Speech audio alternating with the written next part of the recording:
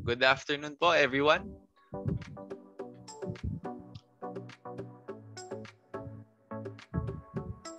Welcome sa third episode ng Money Talks. Usapang investment.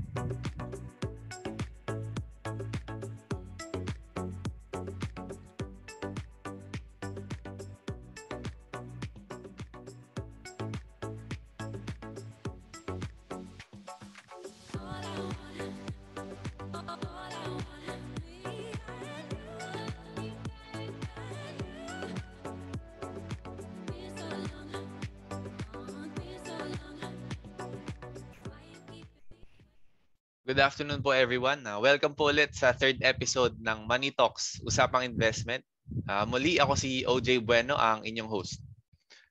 Every second and fourth Friday of the month, 1 p.m. to 2 p.m., live tayo sa official Facebook page ng AFP-MBuy. So bigatin po ang topic natin today, pero I'm sure madali po ninyong maiintindihan to. Siyempre, i-explain na mabuti yan ni Sir Omeng mamaya. Pero bago tayo magsimula, pinapaalalahanan po namin kayo na pwede kayong mag-send ng questions tungkol sa topics natin mamaya. Paki-comment lang dito sa chat box ng Zoom. Dito sa FB Live natin po, paki-comment yung mga questions nyo. Pwede rin kayong mag-send ng message sa official Facebook page natin. So yun, sasagutin natin yan mamaya towards the end of our episode. So ngayon po, let's review our last episode's question and answer na makikita nyo po sa inyong mga screens. So ito po yung question ni Sir Omeng tungkol sa last episode natin. Magbigay ng isang long-term investment option. Let's see naman po kung sino ang mga nakakuha ng correct answers. So, yun po mga nasa screen ninyo, yung mga nanalo or yung mga nakapagbigay ng tamang sagot. So, tatlo po from BFP and isa po from Philippine Air Force. Bale, na-send na po sa inyo yung 500 peso cellphone load na prize at congratulations po ulit sa inyo. So, please stay with us hanggang sa dulo po ng program natin at baka isa na po kayo sa manalo ng 500 peso cellphone load. So, kung isa po kayo sa 5 na makakapagbigay ng tamang sagot, so yun, mapapanalunan niyo po 500 peso cellphone load. So, ngayon po, let's give the floor to Sir Omeng para ma-discuss naman niya ang important points ng last episode natin about long-term investments. So, Sir Omeng? Ayan, good afternoon OJ. Magandang hapon sa mga kasama natin dito sa Zoom and sa mga nanonood sa ating Facebook Live. Thank you OJ for having that introduction. So again, this Money Talks, nasa season 2 na tayo. It happens every second and fourth Friday. And 2 Fridays ago or last 2 weeks, we discussed yung importance of having long-term investments, di ba? OJ, so naalala mo ba yung mga lessons natin? Then I guess siguro kung meron tayong takeaway doon, yung importance of having it started as soon as you can, no? As early as possible. Common reason natin, hindi tayo makapagsimula dahil wala tayong budget, kulang yung ating pera, hindi tayo nakakapag-prepare for the future. Pero we really need to make a way to do it. Alam mo yon, let's not make excuses. So kung ano yung kaya nating simulan, total long term naman to OJ, no? So hindi natin kailangan magsimula ng malaki. 50 pesos, 100 pesos a month. Kung yun ang kaya nating simulan, simulan na natin ngayon, no? Ang kagandahan ngayon, very accessible and available na ito sa ating mga Pilipino, unlike dati sa mga mayayaman lang itong mga when we say investments para lang sa mga mayayaman kasi hindi tayo papansinin mga ordinaryong mamamayan, di ba? Pero ngayon because of accessibility ng mga online investments, even in our GCash, even in sa mga bangko na online lang din ma-access na, we can start our long-term investments. Alright, and yun. So itutuloy lang natin to, yung ating long-term investment. Mag-focus tayo ngayon sa tinatawag na stock market. Ayan, stock market. Sino ba sa inyo ang may idea about stock market, no? Narinig ko lang tong stock market after ko na mag-college, OJ, eh. Hindi ko alam kung kailan mo narinig tong stock market na to. Ayan. So share ko lang yung aking share ko lang yung ating slide. Ayan. So ito, stock market, how to start for beginners. So sana nakikita niyo yung screen. Ayan. So stock market, so again, this is not a common topic, no, sa mga Pilipino. Even I myself narinig ko lang to nung nagtatrabaho na ako, but now thankfully because of online forums like this, mga ganitong financial literacy seminars, even mga estudyante can now try stock market, and it's a big advantage if we start as early as we can. So hopefully itong mga i-discuss natin mamaya will encourage you, will give you the basics about how you guys can start investing in the Philippine stock market. So bawat country, bawat bansa, no? Normally meron yang sariling stock market, but for now, of course, mag-start tayo sa sariling atin, yung Philippine stock market. Okay, so start tayo. Ano nga ba itong stock market? When we say about stock market, syempre, umpisahan muna natin, ano ba itong tinatawag na stocks? Stocks. Okay, so ano ba itong stocks na ito? So stocks is or shares, yun yung tawag natin din sa other term for stocks. No? Stocks or shares represent an ownership in a company. Ayan. So kapag sinabi pala nating stocks and shares, we are actually talking about a company. No? Familiar ba kayo sa mga company na nasa Pilipinas? Mas magbibigay lang ako ng dalawa dito. Meron akong shinare dito na logo ni Jollibee. For sure aware kayo, meron din dito logo ni Globe. Diba? These are just two of the biggest companies we have in the Philippines, no? So when we have stocks or shares of a company, sabi dito, we are a part owner of the company. So kung meron tayong stocks ni Jollibee, part owner pala tayo ni Jollibee, no? And ano ba yung nangyayari ngayon? So itong mga companies na ito, normally kapag mag-i-start pa lang yan, kailangan nila kasi ng capital, kailangan nila ng pera, additional capital para makapag-expand. So dalawa yung options normally ng mga companies kasi when they need cash. Diba? Parang personal tao lang. Ito ba, OJ? Pag meron ka bang kailangang pera, di ba? Paano ka nag-generate ng cash? Balik natin si OJ. Kapag may kailangan kang pera, OJ, paano mo generate yung cash na yon? Pag ako kasi nangangailangan ng pera, pag wala na sa savings ko, pwede naman po akong, kunyari, manghiram po ako sa family, mga friends ko, and ganyan po. Ayan. Sabihin ko po, ay, kailangan ko ng bumili ng ganito para sa may bebenta kasi akong gamit. Yan. Pagkakitaan ko yan. Mangungutang ako kasi pag wala na akong savings.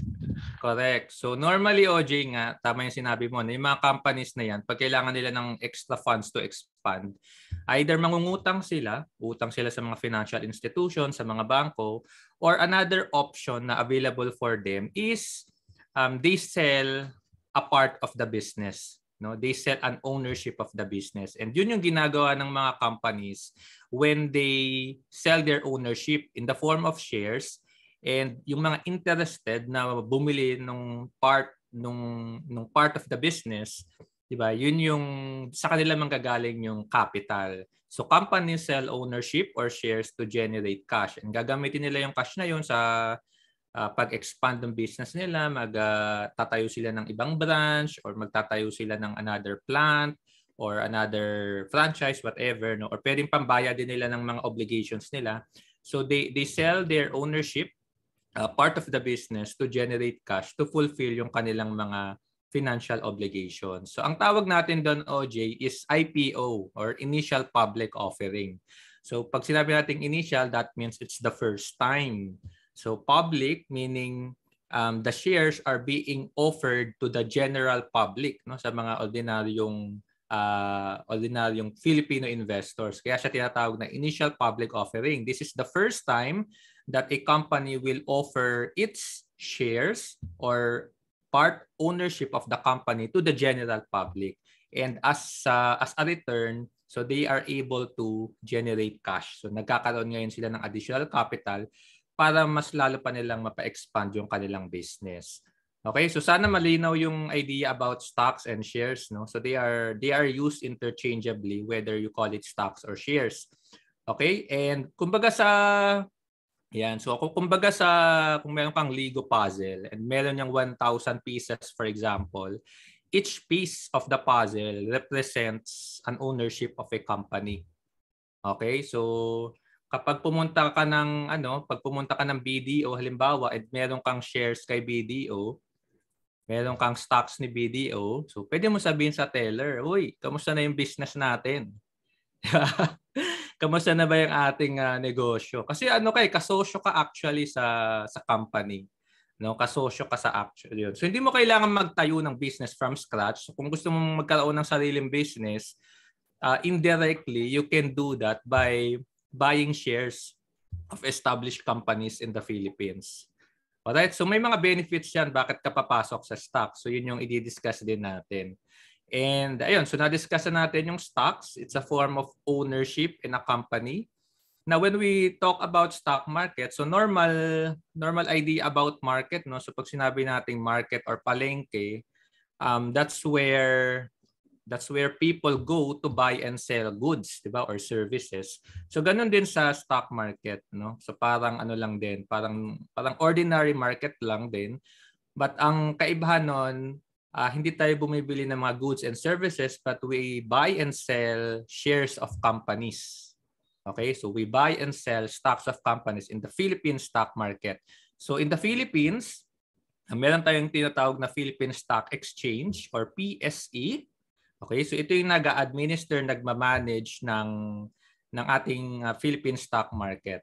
Okay? So anong nangyayari kay Philippine Stock Exchange? So as discussed, itong mga firms, mga companies, mga corporations, whether small or big, so in case kailangan nila ng funds, they go to the PSE and they tell PSE, "Oh, PSE, I need funds. Therefore, I'd like to offer my business to Filipino investors."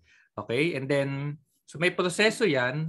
And then, yung mga investors like us, so whether institutional or retail investors, mga individual investors, pwede silang bumili. No? Pwede silang mag-participate dun sa initial public offering or secondary public offering, ganon.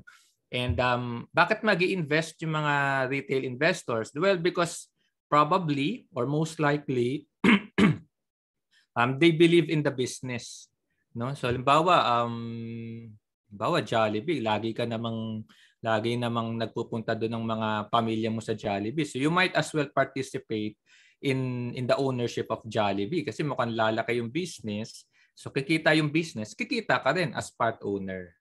Alright, so I hope that is clear, no? So kanina pinakita ko yung Globe and Jollibee. So ito yung mga familiar sa atin. But in the Philippine Stock Exchange, okay, so sa ating Philippine stock market, marami yung companies. I think more than 200 companies, local companies ang listed, okay, or available in the Philippine Stock Exchange. So share ko dito yung mga common logo ng mga biggest companies in the Philippines. Meron tayo diyang Jollibee, okay, merong San Miguel, Globe, merong mga bangko under BPI, BDO, Metrobank, Security Bank, meron ding mga malls, itong SM, okay, meron yung SM Investments, meron ding SM Prime Holdings, so yung nagmamanage ng mga malls, okay, mga residential buildings. And then meron din ano pa ba yung meron dito? Ito, mga real estate developers. So may Ayala Land, yung mga nagtatayo ng mga condo, mga residential properties or even mga commercial properties, Mega World, Robinson's Land, okay? Meron din tayong utilities, Meralco, okay? So yung ating electric distributor, merong Aboitiz Power, ito naman sa mga provinces naman ito. First Gen under Lopez family. And then meron din yung mga consumer stocks or consumer companies like URC. Ito yung mga gumagawa ng ating afternoon snacks. Pure Gold, ayan, ito yung mga grocery. So if you notice na parang almost all aspects of our lives are being serviced to by these companies. No? So kung meron kang binibili or meron kang ina-access na service or produkto, most likely meron yang company behind them. So if you are interested to be part owner of that company, you can buy stocks or shares of these companies. Okay? So, Omeng, bakit ba ako mag-i-invest sa stock market? So, bakit ba stock market? Bakit hindi pwedeng sa bangko na lang? Okay? Ikaw, OJ, before we go to the reason why stock market, meron ka bang idea about stock market? Nag-i-invest ka na ba? Nakapag-start ka na ba? Ano ba yung pwede mong ma-share dito?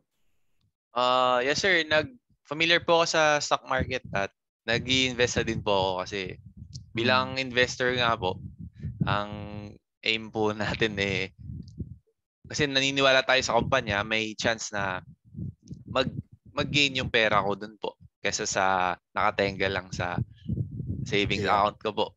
Ayun. Kailan ka nag-start, OJ? Nag-start po, sir, gaya nung sabi nyo kanina, kayo po, nag-start kayo after nyo mag-college. Doon ko lang din po na-discover yung stock market kasi si Warren Buffett po, yun po yung napanood ko dati. So, dami daw pong yumaman sa stock market. So, siyempre, naging interesado po tayo. At patuloy pa din po tayo nag-invest. So, Sir Omeng, bago ko po bigay sa inyo, gusto ko pong i-shoutout yung mga viewers natin. Si Ma'am Sir Aprinil Del Oro or Aprinil Del Oro, Gael Mesias Ladik from BJMP Ginobatan Municipal Jail, at si Leyben May Bondad Oliveres. Thank you po for tuning with us. So, Sir Omeng, sige po, back to you po. Yan. Thank you, OJ. No? Thank you sa mga nanonood sa atin. Again, meron tayong question and answer portion. No? So if meron kayong tanong dito sa mga pinag-uusapan namin ni OJ, pwede nyo ilagay yan sa ating comment section. And you can also share itong live stream para mas marami pang makapanood nitong ating programa. Okay? So going back, ito yung mga companies natin. Ayan. So kung most likely kung consumer kayo or customer kayo nito, you can consider buying buying shares, buying an ownership of this company. And bakit ba tayo kailangang mag-invest sa stock market? So bakit ba hindi pwedeng ilagay na lang sa bangko, no?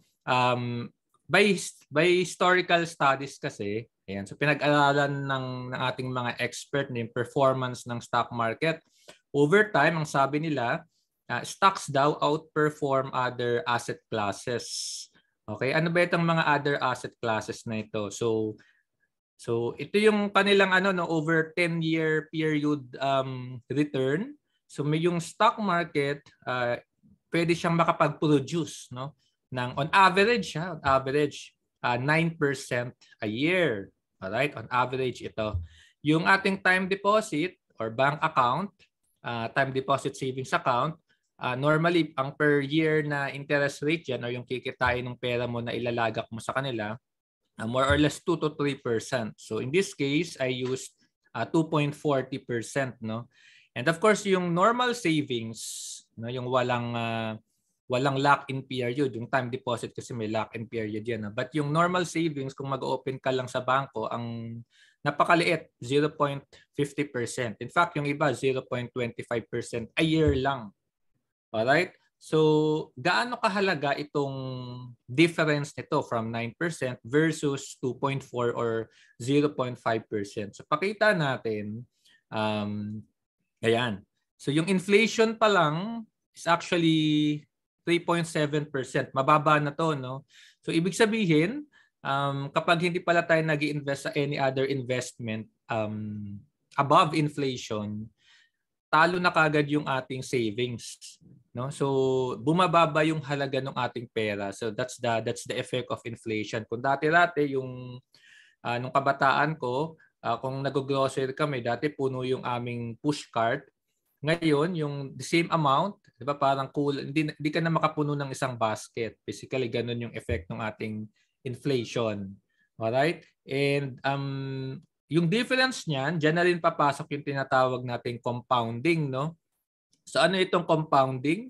Ito yung kapag iniikot natin yung ating pera, no? Yung kinikita natin, ini-invest ulit natin and gumugulong, no? Gumugulong, lumulobo yung ating investment. So just for demonstration, no? So kung halimbawa meron ka ngayong 60,000 pesos. So 60,000 pesos, that is 5,000 a month. In 1 year, halimbawa 2022 ngayon, no, meron kang 60,000 tapos ilalagay mo siya sa isang savings account na 1% yung kinikita. So ito yung mangyayari sa pera mo, no. After 5 years, magiging 63,000 siya. After 10 years, 66. 15 years, 69. 30 years, 80,000. Tapos after 60 years, senior citizen ka na, or baka mga 80 years old ka na niyan, you have 109,000 pesos. No? So i-compare natin yan kapag nilagay natin sa isang investment like stock market na may 9% na kita, no, every year. So from the same capital na 60,000, after 5 years, so hindi na siya 63. No, 92,000 na siya. Okay? After 10 years, 142. So from 66,000, no. So after 60 years, meron ka ng milyonaryo ka na pala, 10.5 million, no. So starting lang 'yan, 60,000 in one single year. Tapos antayin mo siya, lagay mo lang siya sa isang let's say index fund, no, stock index fund. After 60 years, no, yung 60,000 mo can become 10.5 million, no, assuming 9% return per year.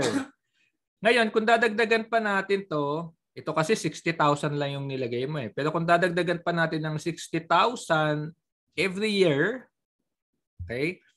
So 60,000 every year, mas lalong malaki, no? So from after 30 years or after 15 years na lang, you're now a multi-millionaire kasi meron ka ng 2.06 million, di ba? So kapag years, you would have 9.3 million, tapos after 60 years, 132 million. So napakalaki, no? Just for the practice or habit of adding 60,000 per year or 5,000 a month. All right? So yan yung sinasabi nating power of compounding. Okay? So ito yung gusto nating mangyari kapag papasok tayo sa stock market. Okay? So sana na-catch ko yung inyong interest, no? But going back, so balik ngayon tayo. So Omeng, how do I exactly make money in the stock market? So paano ba tayo kumikita talaga? So meron tayong dalawang paraan. Two ways to make money, no, in stock market. Number one, ito yung tinatawag nating price appreciation. Ayan. So yung price niya umaakyat. Yung price ng share umaakyat. So kung ngayon 1 peso siya, pwedeng after few years magiging 2 peso, magiging 3 peso. So dumodoble or nagtitriple. Alright? So yun yung tinatawag na price appreciation. So halimbawa, ito si Jollibee. So back tayo kay Jollibee. Ito yung price chart ni Jollibee, no, from year 2013 up to year 2022. Okay? So naalala ko, nag-start ako mag-invest kay Jollibee. Ang price niya nung year 2010 ito ang price nung stock, every single stock ni Jollibee is 80 pesos lang. 80 pesos lang. And then, pero after mga 9 years, okay, so naging more than 300 pesos. Okay, so around parang 4 times, no, 300% increase yung nangyari sa capital mo. So kung meron kang nag-invest ka ng let's say 100,000 nung year 2010, yung 100,000 mo after 10 years, more or less, no, naging 400,000. So basically ganun yung nangyari. Okay, pero we should also warn you, no, na ang stock market hindi yan laging pataas, no? So nakita niyo naman yung chart niya, akyat baba siya, akyat baba. So may mga times na malaki yung drop niya, may mga times na maliit yung drop. Pero hindi siya straight line, no? And napansin niyo tong malaking drop na to, no? This was during the time of pandemic, no, COVID-19. Okay, and then pero after year 2020, unti-unti naman siyang nakaka-recover. So ibig sabihin, if nag-invest pala tayo nitong 2020 kay Jollibee, kumita na tayo ng more than 100% kasi from 100 to 222, no? So yun yung possibility. That's one way of earning sa stock market. So parang nagbebenta ka lang din sa isang sari-sari store, bibili ka ng stocks ng produkto mo. Tapos bibenta mo siya kapag umakyat na yung presyo, no, sa market, sa merkado na tinatawag. Okay? So that's capital appreciation or price appreciation. So that's one way of earning or making money in stock market. And the other way, yung second naman is dividends. So ano itong dividends? Ito naman yung kapag dinidistribute or sinishare ng company yung kanilang earnings in a year to its shareholders. Okay, so let's say malaki-laki yung tinita ni company, tapos wala silang makitang kailangang paggastusan masyado. So they can decide to share their profit to its shareholders in the form of dividendo. Alright, so hindi siya interest. It's called dividends. Okay, so pwedeng cash dividends. So halimbawa, ito shinare ko lang, no, from Globe. So bumili ako ng stocks ni Globe nung 2021. Hindi ko alam kung nakikita nyo, but you can enlarge your screen, no? So ang cash dividend na dineclare nung kanilang board of directors is 27 pesos per share.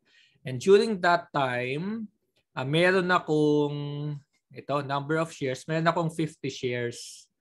So 27 per share, I have 50 shares. So kung i-multiply ko yan, ito yung gross amount ng dividend, 1,350. Tapos meron lang 10% na withholding tax, so ibabawas yung 10%. So ang neto na dividend na na-receive ko is 1,215, di ba? So okay na rin ito, no, as compared to putting my funds in the bank. So hindi yun aabot ng mga 200 pesos siguro, no? So pwedeng maliit, depende kasi yun sa number of shares na meron ka, or pwede ring mas malaki-laki. So halimbawa, ito naman kay PLDT, na meron akong shares ni PLDT. So medyo generous si PLDT magbigay ng dividends eh. Kasi masyado nang mature yung company. So normally talaga nagbibigay sila ng dividends. So in this case, 42 pesos per share yung dineclare niya. Tapos meron akong 345 shares. So i-multiply lang natin yan, that's more than 14,000, no? And yung net amount, once you deduct the 10% tax, withholding tax, so 13,041 pesos, no, yung na-receive ko na dividend. So medyo malaki na rin ito. So yun. So as long as a company is making money because nag-grow yung business niya or continuous yung pasok ng kanilang revenues, continuous yung pasok ng kanilang customers, they can decide, no, to distribute or share their earnings to its shareholders in the form of dividends. Okay? So hindi mo kailangang I mean whether mayaman ka or whether maliit ka lang na investor, basta investor ka, you're entitled to it. Okay? So, ayun, OJ, ikaw, ano bang balik tayo kay OJ, no? Do you have any experience ba or ano ba yung goal mo when you buy stocks or shares of companies? Ito bang price appreciation or itong dividends?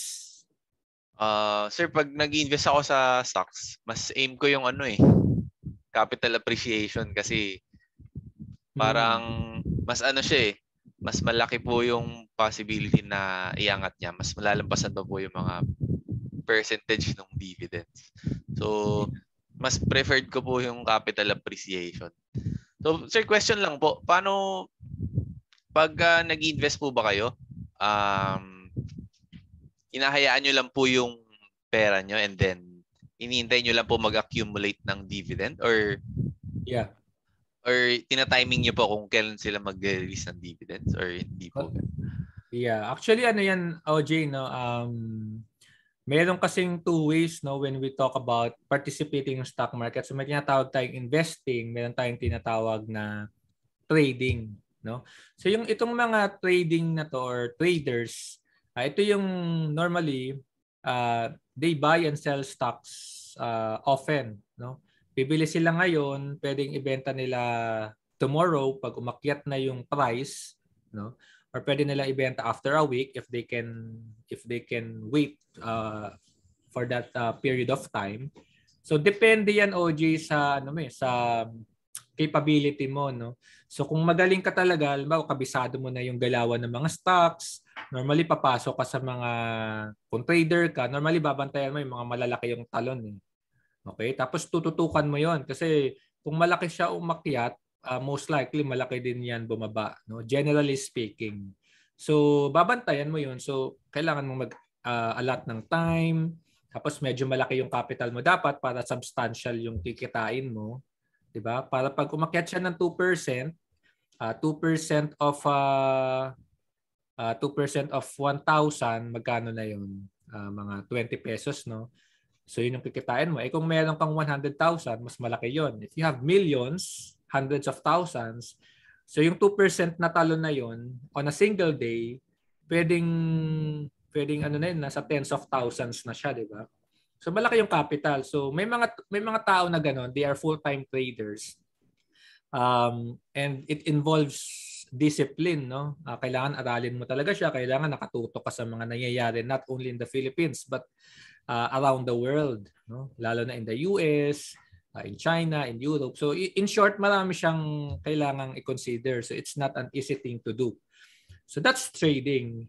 Yung other end naman is yung investing. So yun naman yung parang initially ina-advocate natin, no, yung long-term investing kung saan bibili lang tayo ng shares and we buy it as a business. Okay? So hindi natin siya iti-trade na ibebenta natin siya after a week, after a month. Normally, mga after 6 months siguro or after a year or after a few years. Okay? So depende 'yon. Ang kagandaan naman nun, hindi mo na kailangan masyadong tutukan, no? Hindi mo talaga kailangan bantayan. Ang babantayan mo na lang doon yung earnings ng company. Whether nag-grow pa ba siya, whether lumalaki pa ba yung kanilang customer base. So may mga didiscuss tayo dyan mamaya. Ayun. So yun, Sir Omeng, bago ko po kayo patuloyin sa next topic, mag-shoutout lang po ulit ako kay sa mga viewers. Kay Ma'am or Sir Eds Dimabayaw, shoutout po. Kay Kay Majam from Dubai. Kay Kevin Kenneth Luciutan from Gapan, Nueva Ecija. Kay Mark Kevin Carriedo and John McNeil Piao. So shoutouts po sa inyo. Welcome po at salamat sa panonood. Sir Omeng. Ayan. Thank you. Ayan. So thank you sa mga nanonood sa atin. No? So again, if meron kayong questions, you can put them in our comment section. Sasagutin natin yan after our session. Alright. So pag-usapan na ngayon natin, ito ngayon yung medyo practical side na. So Omeng, paano ba ako talaga makakapag-start? So simple lang naman ito. Ano ba yung kailangan natin para makapag-start? So una, syempre, kailangan natin ng capital. Alright? So, whenever we buy something, kailangan natin ng funds. So, in the same way, when we buy shares, kailangan natin ng capital. But the good thing is, with as low as 1,000 pesos, we can now start investing in stock market. Okay? So, 1,000 pesos lang pwede na tayo makapag-start. And dati-dati, ang minimum niyan is 10,000. Nung nag-start ako, normally 10,000 kapag nagpunta ka sa isang broker. Pero ngayon nga, 1,000 pwede na. Okay? So, that's the first thing you need, funds or capital. Ngayon, pag meron ka ng pera, let's say nakapag-ipon ka na, hahanap na ngayon tayo ng tinatawag nating broker, no? Kasi mag-open ka ngayon ng investment account or stock market account mo. So, parang nag-open ka lang din ng account sa bangko. Normally, hingian ka ng ID, fill upan mo yung kanilang customer information form, tapos sasubmit mo sa kanila. And then once sinubmit mo na yun sa kanila, babalikan kanila through email, ibibigay na nila yung iyong parang account number, no, or login information, yung iyong username tsaka yung password.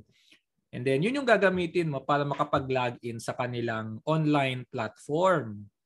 Okay, so I have to emphasize na pwedeng gawin to online. So ibig sabihin pala, whether nasa Philippines ka, sa ang sulok ka ng Philippines, or even outside the Philippines, no, basta meron ka palang internet at meron ka ng account sa isang broker, makakapag-invest ka pala sa stock market. Okay, so that's one of the good things we have in our times now. Online pwede na. Dati-dati kasi pag maliit ka lang na investor, medyo hindi ka papansinin ng broker. Kasi ano yun, hassle yun sa kanila, di ba? Parang tatawagan kanila, i-update kanila manually, update kanila regularly. Pero ngayon, hindi na nila kailangan gawin yun. All they need to do is meron lang silang online website. No? Doon ka ngayon magla-login, tapos ikaw na yung bibili mismo ng stocks or companies na gusto mo. Okay? And yun yung pangatlong kailangan natin. So if mag-i-invest na tayo sa stock market, meron na tayong funds, meron na tayong pera, meron na tayong account, ikaw na ngayon yung bibili mismo.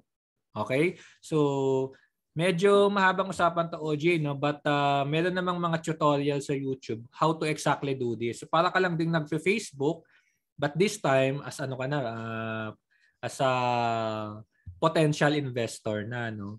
So hindi mo na kailangan magtanong pa sa iba. Okay? So ito yung mga, when we talk about brokers, ito yung mga common brokers that we have in the Philippines. Okay? So pwede nyo i-google lang ito para makapunta kayo sa website nila. Meron tayong Call Financial, meron tayong First Metro Securities under Metrobank, BDO Nomura, affiliated with BDO, and BPI Trade, okay, under naman kay BPI. Okay, so meron pa yung iba, more than 30 yan actually, but ito yung mga common stockbrokers online na available sa ating mga retail investors. So again, pwede niyo itong i-google, tapos mag-fill up lang kayo ng kanilang online application. Alright?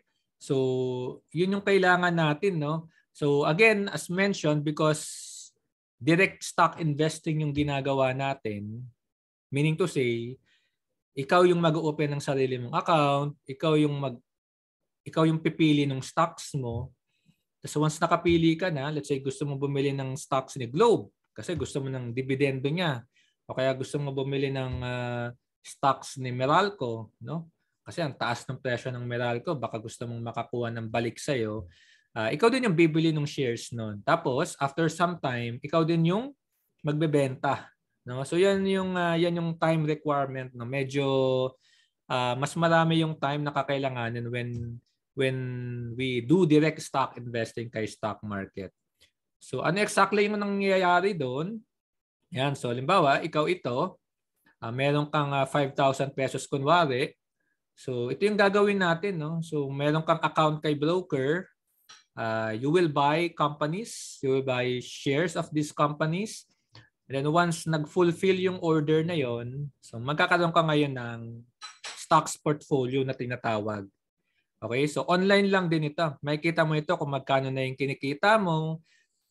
Pwede rin magkano yung nalulugi mo. No? Again, this is not guaranteed. No? Pwedeng umakyat, pwedeng bumaba.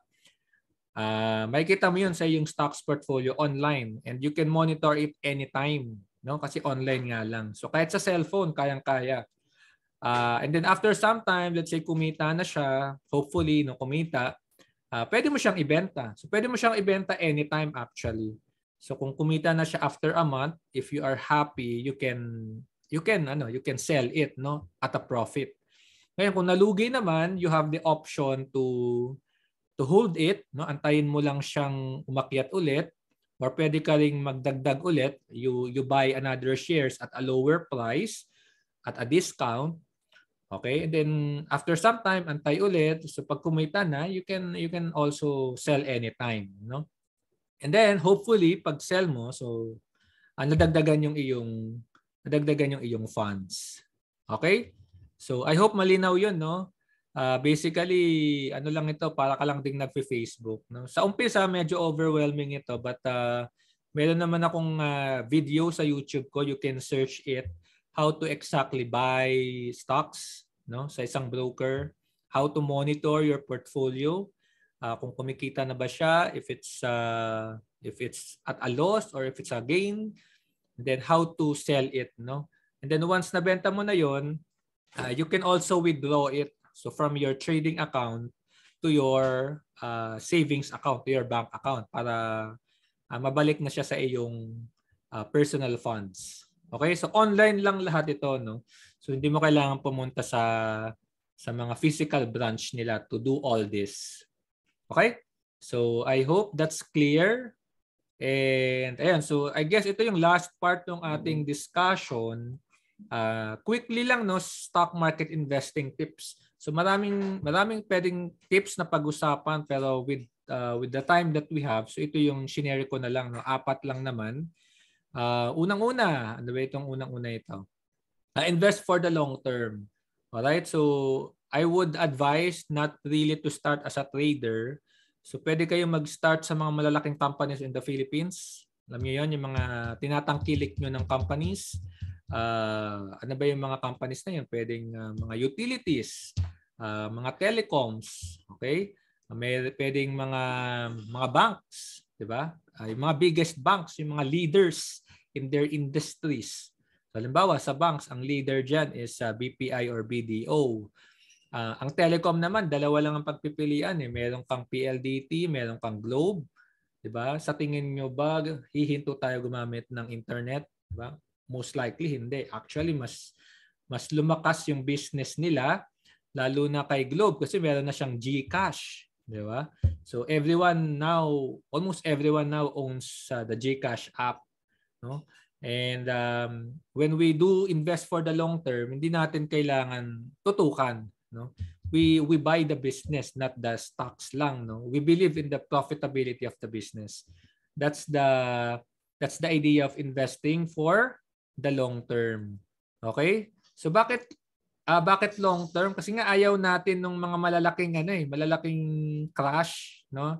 So halimbawa ito, from year 1988 up to year 2021, ilang crisis yan. We have 3, no, from 1997, 2008, 2020 pandemic. So nag-down yung market niya ng mga 40 to 50%. All right? Pero as you can see, kung mag-aantay lang tayo, no, hindi naman natin kailangang ibenta, yung trend niya is actually still uptrend, no? Medyo matagal nga lang yung aantayin, pero pwede tayong hindi malugi kung aantayin lang natin umakyat. In fact, pwedeng lumaki yung kikitain natin kung bibili tayo during those times na we have crisis, no? So halimbawa, ito, this was year 2020, so itong nakikita nating down na ito, this was during yung kasagsagan ng COVID, no? So down yung market niyan.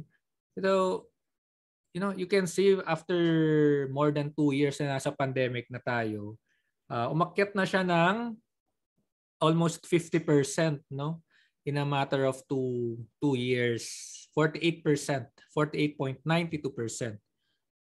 Diba? So kung meron pala tayong 1 million nun, ewan ko kung meron kayong 1 million nung COVID, no? So yung 1 million natin, 1.5 million na after 2 years, no? So that's the potential pala pag merong mga crisis na kinakaharap yung bansa natin. No? We can invest during those crises, tapos antayin lang natin, total di naman natin gagamitin, no? So that's the idea about investing for the long term, no? Ayaw natin nung na-stress tayo with the ups and downs, but we are interested in the long term projection, no, of our market. Okay? So invest for the long term, and then second is invest in quality at a good price. So ano ba ito? Ayan, so invest in a quality at a good price. Ibig sabihin, hindi lang tayo mag-invest sa kung anong company, no? So i-check natin yung profitability ng business, nasa growing industry ba 'yan? Kumikita ba yung kanilang, lumalaki ba yung kanilang earnings? Yung management ba is credible? 'Di ba? Normally yung mga Ayala companies, yan, may mga brand na yan eh. Madali na silang mag-appreciate, no? Kasi yung ecosystem halimbawa nung Ayala Corporation, they support each other eh. 'Di ba? Meron silang bangko, meron silang utilities, meron silang real estate development.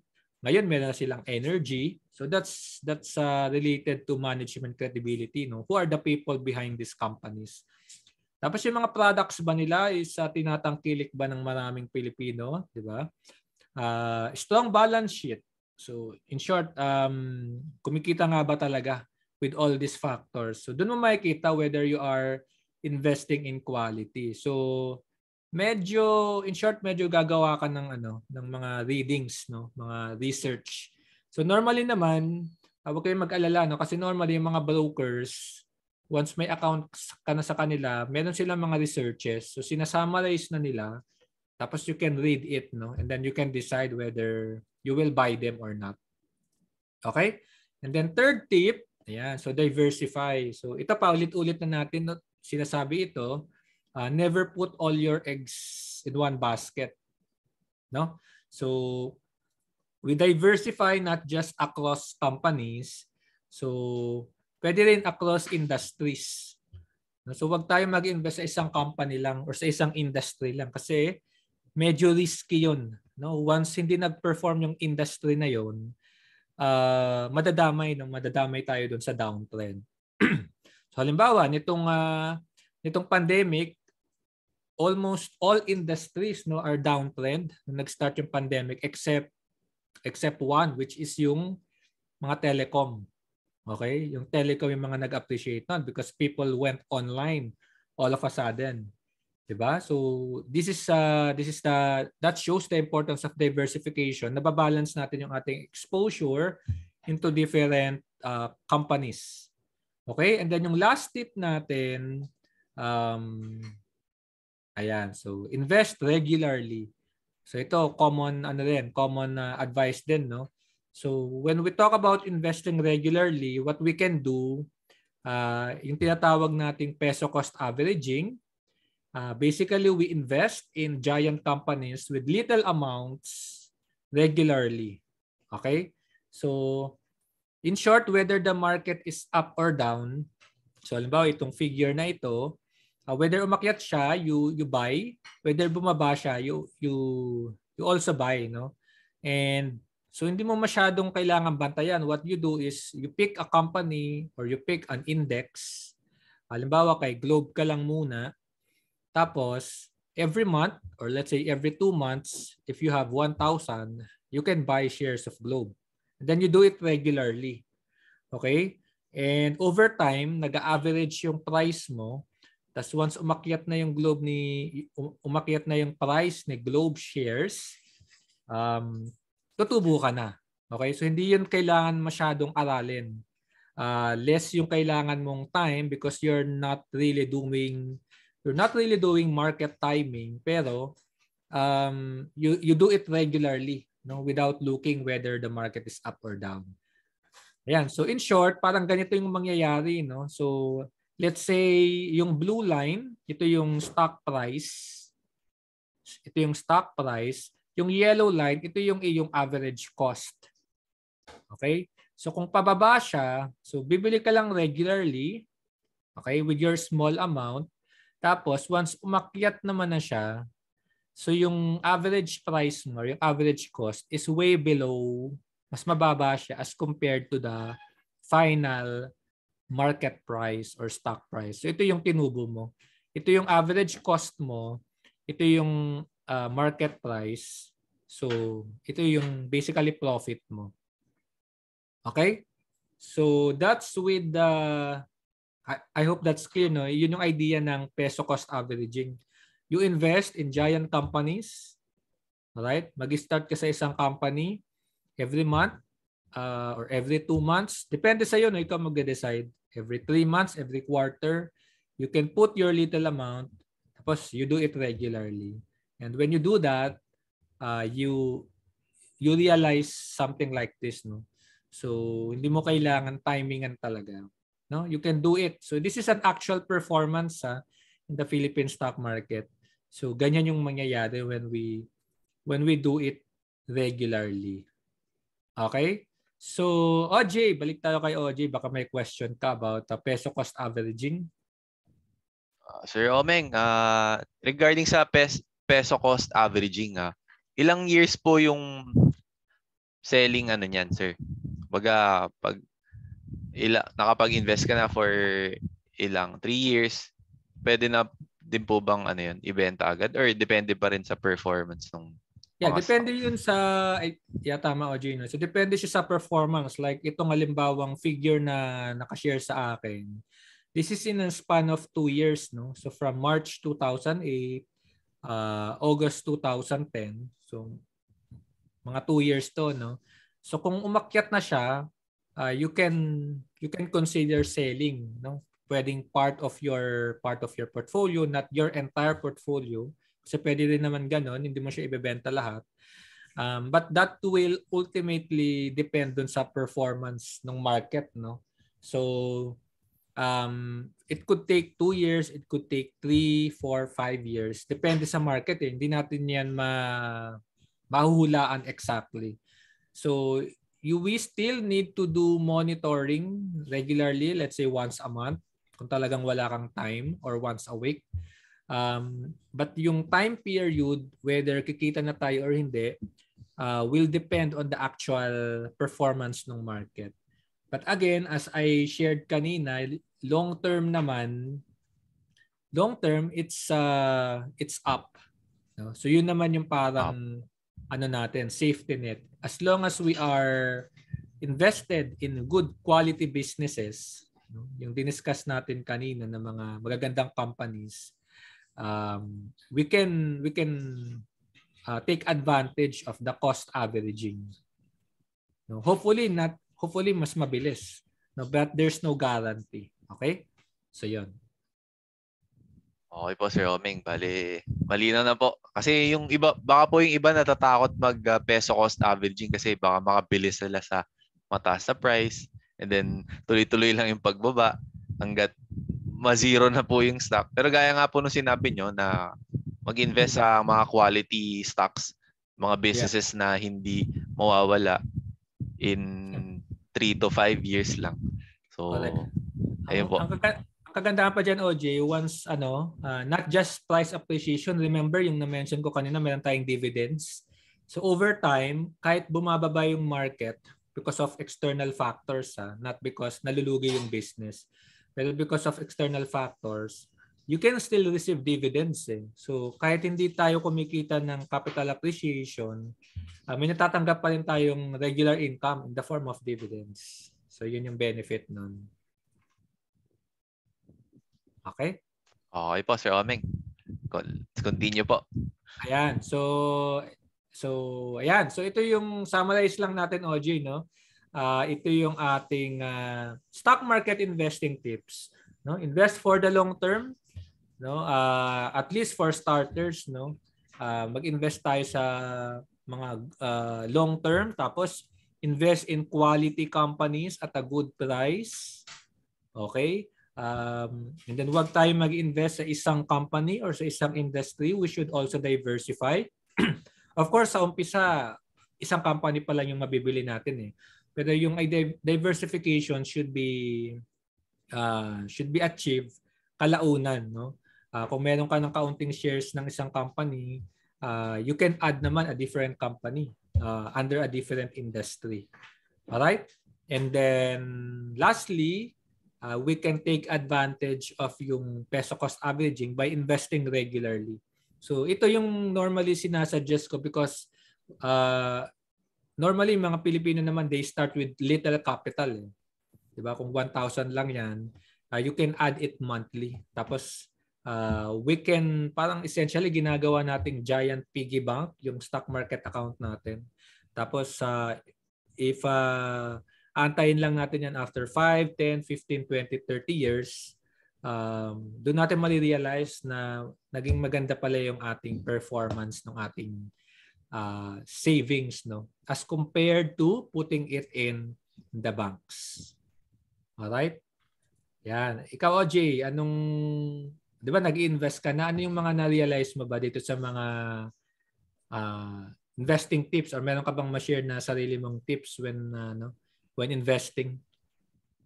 Pinakagusto ko po, sir, yung invest regularly eh. Kasi invest in small amounts. Kumbaga hindi siya masakit sa bulsa mo kasi hindi mo siya binibigla. Kung mag-down man yung market, baka konti pa lang yung pera mo doon. Pero long term naman, pag naipon yon at nag-appreciate ulit yung price, mas malaki po yung kikitain mo. So, yun po yung pinakagusto ko sa Yes, correct. Normally naman, OG, nag-start talaga yan. I've met so many people na normally they invest for the long term. Tapos they invest regularly. Tapos kalaunan naman, once naging alam mo yung bihasa ka na or mas experience ka na, mas marami ka na na-experience about stocks, you can also do it on your own. No? If you want to do trading, you can allot a specific percentage of your funds, tapos you can explore trading. But for beginners, which is yun yung mga nanonood sa atin, try to follow this investing tips para ma-manage natin yung ating risks na hindi tayo talaga malugi ng malaki. Okay? So, thank you, OJ. And sige, tapusin na natin to. No? So, I hope, actually that ends our presentation na pala. Ayan, so ito yung ating parting message for this episode. Nakalagay dito, someone is sitting in the shade today because someone planted a tree a long time ago. So kung gusto natin pala na mapadali yung ating buhay in the future, we should start planting as early as now. No? Parang lang yan, gardener, no, or farmer, hindi naman tutubo kaagad, hindi naman mamumunga kaagad kinabukasan after magtanim. So we should start planting now and then aim for the fruits long term, no, after few to several years. All right? So that ends our presentation, OJ. So again, if meron kayong yung mga hindi ko na-discuss, like how to buy, how to sell, how to monitor yung kita mo, you can check my YouTube. And ayun, you can also email me at my email, oming@smartpinoyinvestor.com. Alright, so yun lang, OG. No? Thank you so much. I guess we can answer some questions then. Thank you po, Sir Omeng. So maganda talaga mag-invest sa stocks at for sure, maraming na-enlighten sa discussion nyo po. So ngayon po, let's go to Ms. Viel para sa Q&A natin. Yes. Thank you very much, OJ. So ang first question natin, ito very basic lang. Sir, kung medyo intimidating raw po ang stocks, pwede raw po bang mutual funds muna for a start?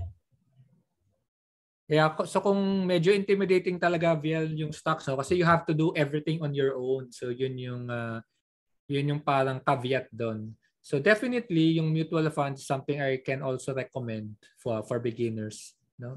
Basically, you just put your capital in a mutual fund tapos hayaan na natin yung fund manager to monitor it. So instead na ikaw yung nagmo-monitor, si fund manager na. So that's also a good option actually. Okay, sir. Ayun. Second question naman po natin, anong platform raw po, sir, ang re-recommend nyo for beginners? That's from BJ Tiamzon.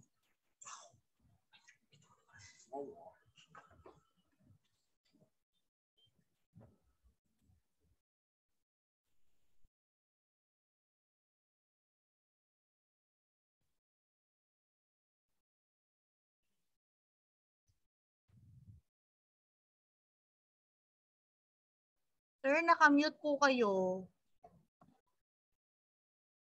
Ay, sorry, napindot ko, no? Okay, Ayan. Ayan, so as I was saying, ito yung mga shinare ko kanina sa ating nagtanong, no? Normally itong mga nakashare naman ito, they are more or less similar to one another. So you can just pick one. Call Financial is I think the most popular. I think they are the number 1 online stockbroker in the Philippines. So marami kang pwedeng makausap when you try Call Financial. But others, they also have a huge user base. So I don't think it's a huge factor para maging profitable ka because ano lang naman sila, platform lang. Ayun. Okay, sir. Next question po is from Sir Kevin Kenneth Lucio-Tan. Lucio-Tan? Yun yung pangalan niya, sir, sa FB eh. So, anyway, yung dividends raw po ba, sir? May schedule raw po ba yon ng pag-release? Yes. Yung dividends, yung dividends normally may schedule talaga yan, and they announce it in advance naman, no. So from my experience, may mga companies they declare their dividends twice a year, or yung kanilang payout twice a year. Yung iba naman 4 times, yung iba 3 times. So normally makikita mo yung schedule niyan sa PSE website. Or yung iba, sa mga brokers din, yung when you log into your broker account, meron din silang summary ng mga scheduled dividend payouts. So doon mo malalaman if you can receive dividends. Ayun. So it all depends dun sa decision ng board of directors ng company.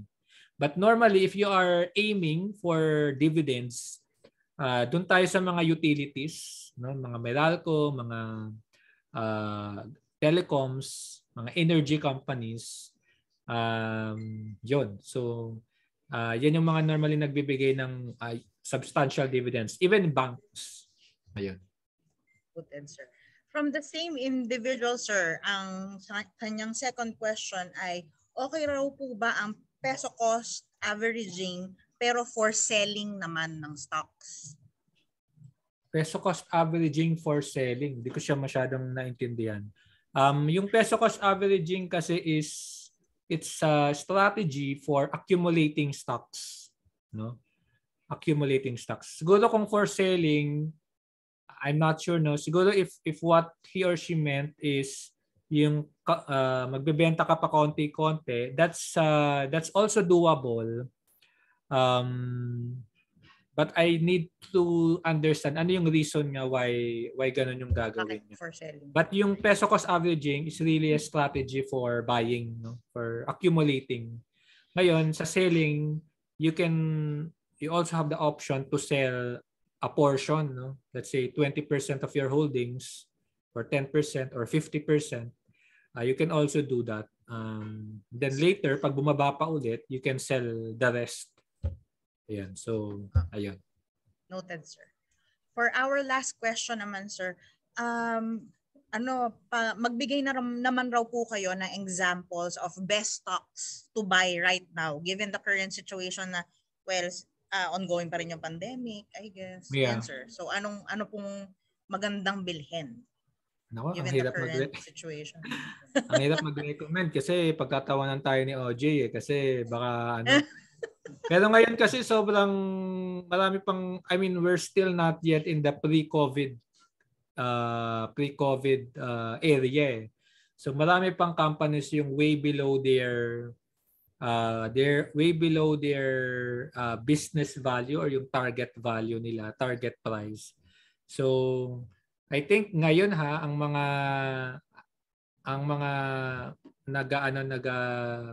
nag-i-stay kasi pababa ngayon ang market eh. Pero nag-i-stay ngayon is yung mga nasa energy and yung mga nasa banks. They are stronger than the rest.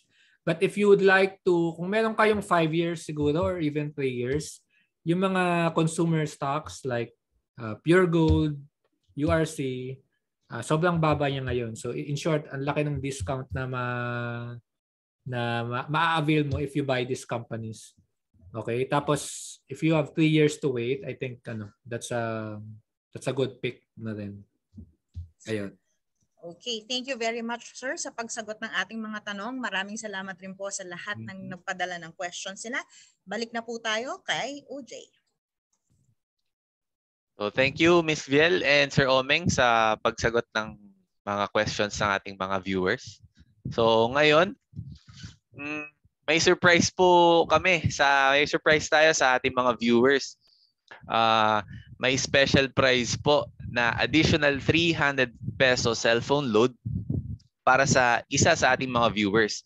Ang basis po nito ay mag-iiba-iba per episode. For today's episode po, ang naging basehan po ay ang kung sino unang nag-comment dito sa ating Facebook Live. So, ito po ang kinuha naming winner ay tinignan po galing sa FB Live feed ng ating moderator. So, congratulations po sa ating viewer of the day na si Leyben May Bondad Oliveres or Leybenny. So, yan. Congratulations po. At nanalo ka ng 300 peso cellphone load. So, thank you for the comment po. Ayan, swerte po. Paki-PM po yung inyong full name and contact number. At paki-send to sa ating official Facebook page. Dito po, paki-send po. Para matanggap nyo yung 300 peso cellphone load. Invite nyo rin po yung mga family, friends nyo next time. Para baka isa rin po sila sa manalo ng special prize natin. Pero bukod po sa special prize, hindi pa po nagtatapos dyan ang pamimigay natin ng premyo. Meron pa rin po tayong ibibigay na 500 peso cellphone load kung isa po kayo sa 5 na makakapagbigay ng tamang sagot dito sa question natin. Pero let's review muna our game mechanics. So yan, uniformed services members or mga dependents nila ang pwedeng sumagot ng question by sending their answers kasama ang kanilang rank, full name, branch of service, serial number, at mobile number sa sumusunod na format. Ayan po, yung format, pakisundan at paki-ready ang answer. Isesend nyo po yan sa @AFPM-by-official sa Facebook Messenger na may hanggang April 28, 2022.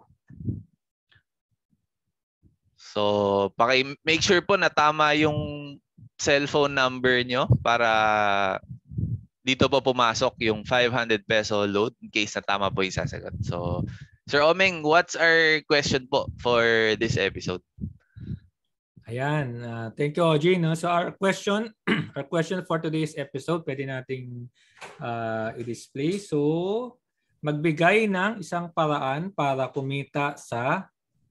paano kumita sa stock market. Ayan. So again, magbigay ng isang paraan paano kumita sa stock market. Ayan. Ayan. So, yun. Dalawang options po two options po yung nabanggit ni Sir Omeng kanina. Pero kahit isa lang po doon yung maibigay nyo at ma-send nyo sa ating Facebook page hanggang April 28. Baka isa na po kayo sa mananalo ng 500 peso cellphone load. So yun po, maraming salamat po ulit sa pagsama sa amin this afternoon for our stock market investing episode. Sir Omeng, baka may gusto po kayong batiin at pasalamatan yung mga viewers natin ngayon. Ayan, thank you din OJ for having this great session today.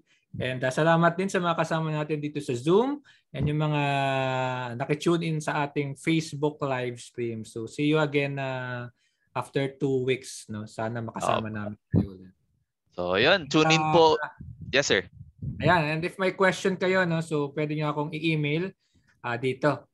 Kung meron kayong hindi nalinawan pa, yan. omeng@smartpinoyinvestor.com. Alright, thank you, OJ. Thank you, Sir Omeng. So, yun. Tune in po ulit kayo sa amin sa May 13 dito sa ating official Facebook page, 1 p.m. to 2 p.m. para sa isa na namang episode ng Money Talks. Usapang Investment. Yay! Thank you. Thank you po.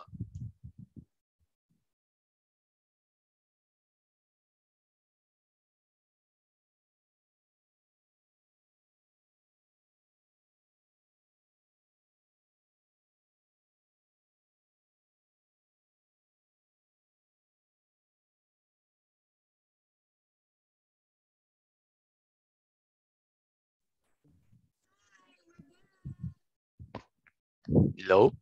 Hello. Yes. Congrats, OJ. Congrats Thank you daw, po. OJ, sabi ni Sir Popet. Thank you Natural po. na natural ka na daw. Pero yung movements mo lang, my dear, medyo bawasan mo, medyo nakaka-distract. Yung Mga galaw ka na ganito. Yung kamay mo, gumaganyan. Alam mo yun? Ayun lang.